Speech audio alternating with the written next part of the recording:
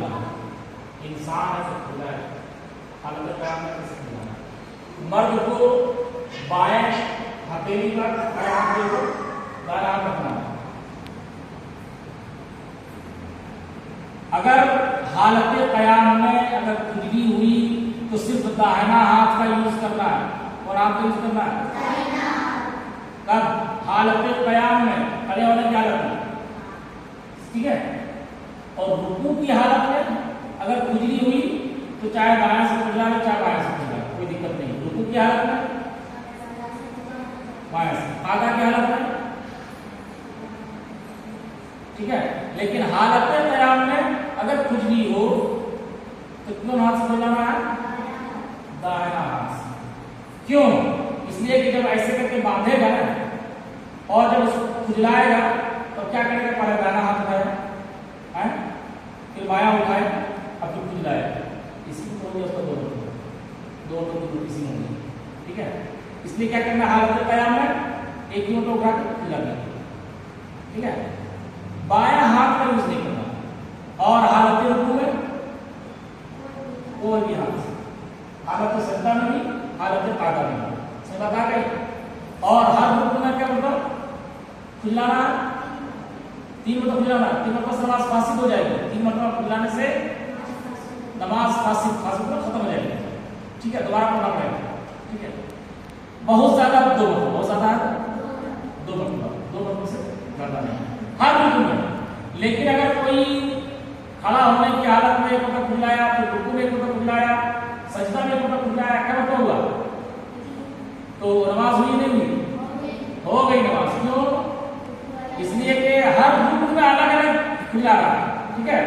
तो 3 रुकू में 3 मरतबा खुला है, नमाज हो गई। और नमाज खत्म होने के लिए, नमाज खत्म होने के लिए क्या मतलब? एक रुकू में 3 मतलब खुलाने से क्या होता है? नमाज खत्म हो जाती है, ठीक है। अच्छा, औरतों को हाथ कैसे बांधना है? औरतों को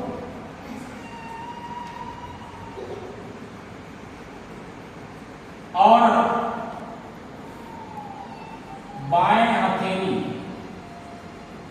सीना के नीचे रखकर उसकी पुष्ट पर दाहिनी हथेली डाले। उसी तरह लड़का को इस तरह करना है, लड़की को ऊपर रखना, ठीक है।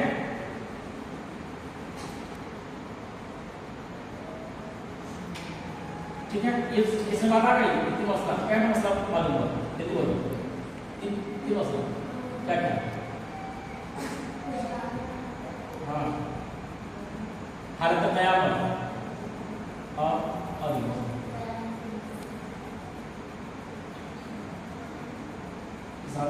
लाना, अच्छा रुकू किससे करते हैं मालूम?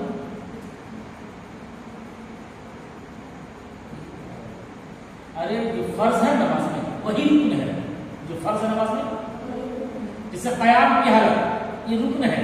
क्या ये रुकन है? रुकू की हालत ये क्या है? रुकन है। तो जो जो फर्ज है वही क्या है? सब आता है, ठीक है। और ज्यादा एक मसला और सुनो, खड़े होकर पढ़ने की ताकत हो, नफल नमाज खड़े होकर पढ़ने की ताकत है, लेकिन अगर कोई बैठ कर पढ़ना चाहे तो पढ़ सकता है कि नहीं? पढ़ सकता है। खड़े होने की ताकत है, खड़े होकर के नफल नमाज पढ़ने की ताकत है, लेकिन फिर भी अगर कोई बैठ करके नमाज पढ़ेगा तो नमाज हो जाएगी, लेकिन क्या होगा? आधा सवाब मिलेगा।